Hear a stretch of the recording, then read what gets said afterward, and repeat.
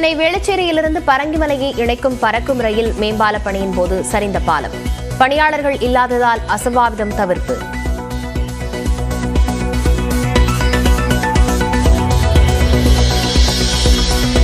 பாலம் சரிந்த இடத்தை நேரில் ஆய்வு செய்த அமைச்சர் தாமோ அன்பரசன்.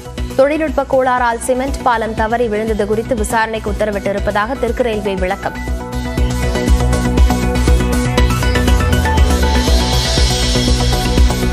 நாள் பயணமாக இன்று தமிழ்நாடு வருகிறார் பிரதமர் மோடி. சென்னையில் கேலோ இந்தியா போட்டிகளை தொடங்கி வைக்கிறார்.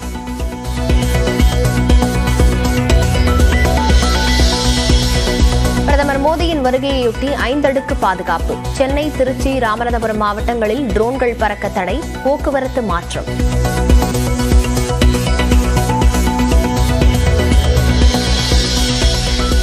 ஸ்ரீரங்கம், ராமேஸ்வரம் கோயில்களில் சாமி தரிசனம் செய்கிறார் பிரதமர் நரேந்திர மோடி. நாடாளுமன்ற தேர்தல் கூட்டணி வியூகம் தொடர்பாக பாஜக நிர்வாகிகளுடன் ஆலோசனை நடத்தவும் திட்டம் என தகவல்.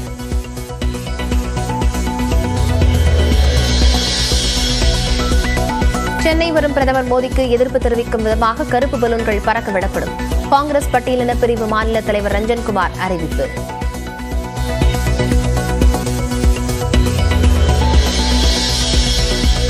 ஆளுநர்கள் தரம் தாழ்ந்த அரசியல் செய்யும் அவலத்தை இந்தியா இப்போதுதான் காண்கிறது. திமுக தொண்டர்களுக்கு எழுதியுள்ள கடிதத்தில் முதலமைச்சர் மு க ஸ்டாலின் கடும் விமர்சனம்.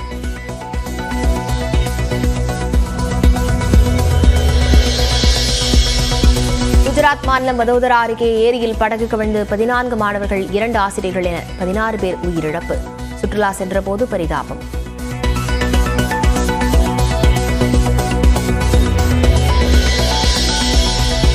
அயோத்தி ராமர் கோயிலின் கர்ப்பகிரகத்தில் வைக்கப்பட்டது குழந்தை ராமர் சிலை. தாமரை மீது ராமர் நிற்பதைப் போல 7 அடி உயரமும் 150 கிலோ எடையும் கொண்டதாக சிலை வடிவமைப்பு.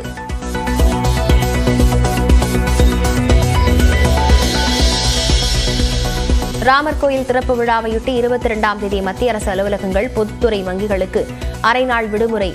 ஒடிஷாவிலும் மாநில அரசு அலுவலகங்கள் மதியம் 2:30 மணி வரை மூடல்.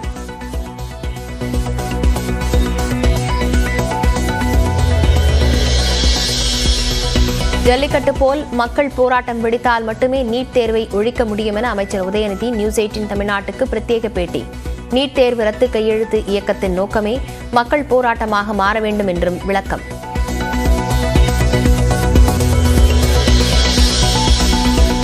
அரசு போக்குவரத்து கழக தொழிலாளர்களுடன் இன்று தமிழ்நாடு அரசு பேச்சுவார்த்தை. பிரதமர் வருகையால் பேச்சுவார்த்தை நடக்கும் இடம் அம்பத்தூருக்கு மாற்றம்.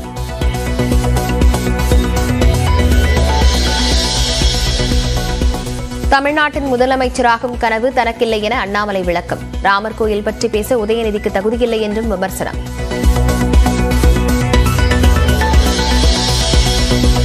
ஏழு ஆண்டுகளுக்கு பின் கொடநாடு பங்களாவுக்கு சென்ற வி.கே. சசிகலாவுக்கு தொழிலாளர்கள் உற்சாக வரவேற்பு.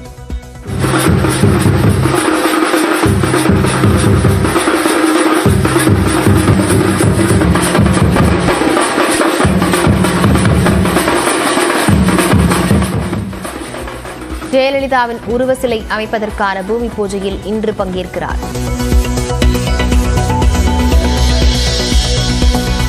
பெரியார் பல்கலைக்கழகத்தில் உள்ள நிதி அலுவலகத்தில் 7 மணி நேரம் ஆய்வு நடத்திய உள்ளாட்சி நிதி தணிக்கைத்துறை. பல்கலைக்கழகத்தில் நடந்த பண பரிவர்த்தனை குறித்தும் கூட்டர் அறக்கட்டளை குறித்தும் விசாரணை.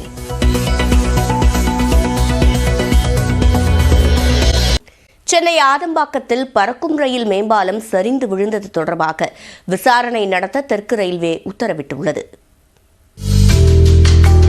சென்னை வேளச்சேரியிலிருந்து பரங்கிமலையை இணைக்கும் வகையில் 5 கிலோமீட்டர் தூரத்திற்கு பறக்கும் ரயில் மேம்பாலம் அமைக்கப்பட்டு வருகிறது. அதன் ஒரு பகுதியாக ஆதம்பாக்கம் தில்லை கங்காநகர் பகுதியில் நேற்று மாலை 6:15 மணியளவில் 2 தூண்களுக்கிடையே 40 மீட்டர் நீளத்திலான சிமெண்ட் பாலத்தை பொருத்தும் பணியின் போது திடீரென பாலம் சரிந்து விழுந்து விபத்து நேரிட்டது. விபத்து நடைபெற்ற போது பணியாளர்கள் யாரும் இல்லாததால் பெரும் உயிர் சேதம் தவிர்க்கப்பட்டது. எனினும் பாலம் சரிந்து விழுந்த போது பெரும் சத்தத்துடன் நிலநடுக்கம் ஏற்பட்டது போல் உணர்ந்ததாக அப்பகுதி மக்கள் அச்சம் தெரிவித்தனர். இந்த சைடுல இருக்கிற டபுள் லைன் போடுறாங்கல்ல, ஒரு லைனோட ஒர்க் வந்து கீழே வந்துருச்சு. சவுண்டுன்னா அவ்வளோ சவுண்டு, ஒரு 10-15 கிலோமீட்டர் தள்ளி கேட்டிருக்கோம். எங்கள் அப்பார்ட்மெண்ட்டில் இருக்கிற அவ்வளோ பேர் வெளியே இருந்தாங்க. பக்கத்து அப்பார்ட்மெண்ட்டு பக்கத்து தெரு எல்லாரும் வெளியே வந்துட்டாங்க. வீட்டில் எப்படி இருந்துச்சு? அதிர்ச்சி எப்படி? பயங்கரமாக அதிர்ச்சி இருந்து. நான் வீட்டுக்குள்ளே இல்லை, வீட்டில் வைஃப் வந்து சொன்னாங்க பயங்கரமாக அதிர்ச்சி போச்சு. பயந்துட்டாங்க. அவங்க பயந்து வெளியே வீட்டுக்கு வந்து நிலநடுக்கம் அந்த அளவுக்கு நிலநடுக்கம் இருந்தது. நிலநடுக்கம். சம்பவ இடத்திற்கு விரைந்து வந்த தெற்கு ரயில்வே கூடுதல் பொது மேலாளர் கௌசல் கிஷோர் மேம்பால விபத்து தொடர்பாக விசாரணை நடத்தினார். அப்போது செய்தியாளர்களிடம் பேசிய அவர், ஹைட்ராலிக் ஜாக்கி மூலம் இரு தூண்களுக்கிடையே சிமெண்ட் பாலத்தை பொருத்தும் பணி நடைபெற்று வந்ததாகவும் ஜாக்கியில் ஏற்பட்ட தொழில்நுட்ப கோளாறால் சிமெண்ட் பாலம் தவறி விழுந்ததாகவும் கூறினார். விபத்து குறித்து விசாரணைக்கு பிறகு துறை சார்ந்த நடவடிக்கை எடுக்கப்படும் என்றும் கௌஷல் கிஷோர் தெரிவித்தார்.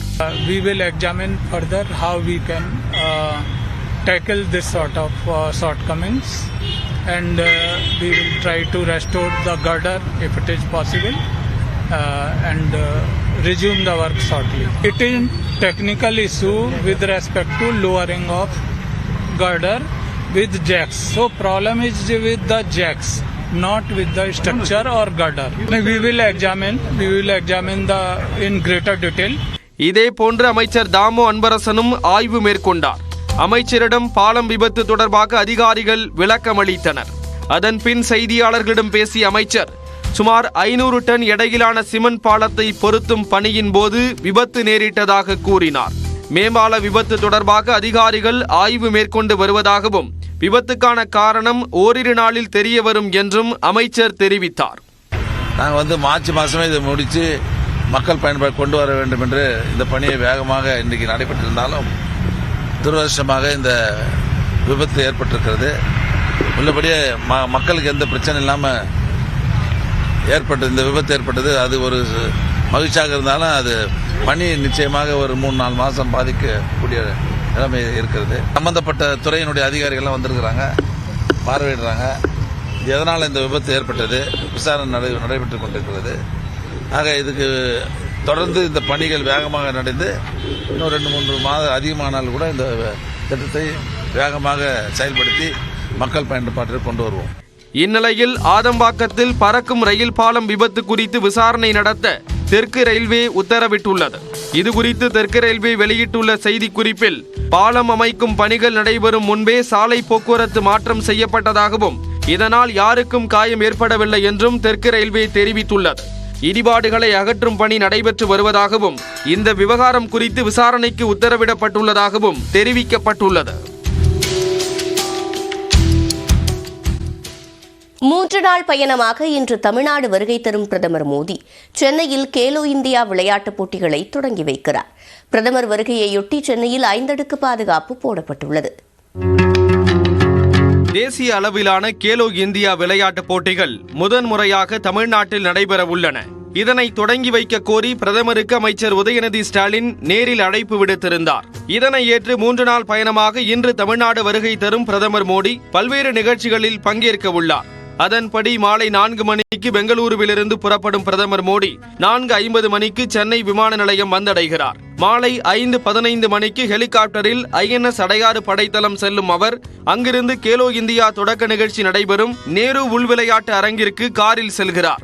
கேலோ இந்தியா நிகழ்ச்சியை தொடங்கி வைத்த பிறகு கிண்டியில் உள்ள ஆளுநர் மாளிகையில் பிரதமர் ஓய்வெடுக்கிறார். நாளை காலை 9 மணிக்கு ஆளுநர் மாளிகையிலிருந்து சாலை மார்க்கமாக விமான நிலையம் செல்லும் பிரதமர் அங்கிருந்து ஹெலிகாப்டர் மூலம் 11 மணி அளவில் திருச்சி ஸ்ரீரங்கம் கோயிலை அடைகிறார். காலை 11 மணி முதல் மதியம் 12:40 மணி வரை ஸ்ரீரங்கம் கோயிலில் பிரதமர் மோடி சாமி தரிசனம் செய்கிறார். அப்போது அங்கு கம்ப ராமாயண பாராயணத்தை பிரதமர் கேட்கிறார். இதனைத் தொடர்ந்து ஹெலிகாப்டர் மூலம் ராமேஸ்வரம் புறப்படும் பிரதமர் மதியம் 2 மணிக்கு ராமநாதசாமி கோயிலை சென்றடைய உள்ளார். மதியம் 2:45 மணி முதல் 3:30 மணி வரை ராமநாதசாமி கோயிலில் பிரதமர் சாமி தரிசனம் செய்கிறார். அன்றைய தினம் ராமேஸ்வரத்திலேயே தங்கும் பிரதமர் மறுநாளான 21ஆம் தேதி காலை மீண்டும் ராமநாதசாமி கோயிலில் சாமி தரிசனம் செய்கிறார். அங்கிருந்து சாலை மார்க்கமாக தனுஷ்கோடி அரிச்சல் முனை மற்றும் கோதண்டராமசாமி கோயிலுக்கும் பிரதமர் மோடி செல்கிறார். கோதண்ட ராமசாமி கோயிலில் சாமி தரிசனம் செய்துவிட்டு சுமார் 11 மணியளவில் மதுரை செல்லும் பிரதமர் அங்கிருந்து டெல்லி புறப்படுகிறார். இதனிடையே ஆளுநர் மாளிகையில் எல் முருகன், அண்ணாமலை உள்ளிட்ட 30க்கும் மேற்பட்ட பாஜக நிர்வாகிகளை பிரதமர் மோடி சந்தித்து பேச உள்ளதாக தகவல் வெளியாகியுள்ளது. நாடாளுமன்ற தேர்தல், கூட்டணி வியூகம் உள்ளிட்டவை குறித்து விவாதிக்கப்படும் என்று எதிர்பார்க்கப்படுகிறது. முன்னதாக நேரு விளையாட்டரங்கம் செல்லும் பிரதமருக்கு சிவானந்தா சாலையில் பாஜக சார்பில் சிறப்பான வரவேற்பு அளிக்கவும் திட்டமிடப்பட்டுள்ளது. பிரதமர் மோடியின் வருகையை முன்னிட்டு 5 அடுக்கு பாதுகாப்பு போடப்பட்டுள்ளது. சென்னையில் அதிகாரிகள், காவலர்கள் என 22,000 பேர் பாதுகாப்பு பணியில் ஈடுபட உள்ளனர். மேலும் சென்னை, திருச்சி, ராமநாதபுரம் என மோடி செல்லும் இடங்களில் ட்ரோன்கள் பறக்க தடை விதிக்கப்பட்டுள்ளது.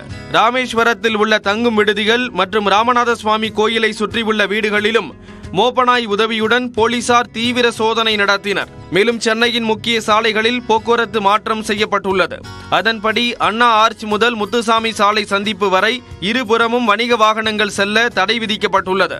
INS அடையாறு முதல் நேரு விளையாட்டரங்கம் வரையும், அங்கிருந்து கிண்டி ராஜ்பவன் வரையும் மதியம் 3 மணி முதல் 8 மணி வரை போக்குவரத்து நெரிசல் ஏற்பட வாய்ப்பு உள்ளது.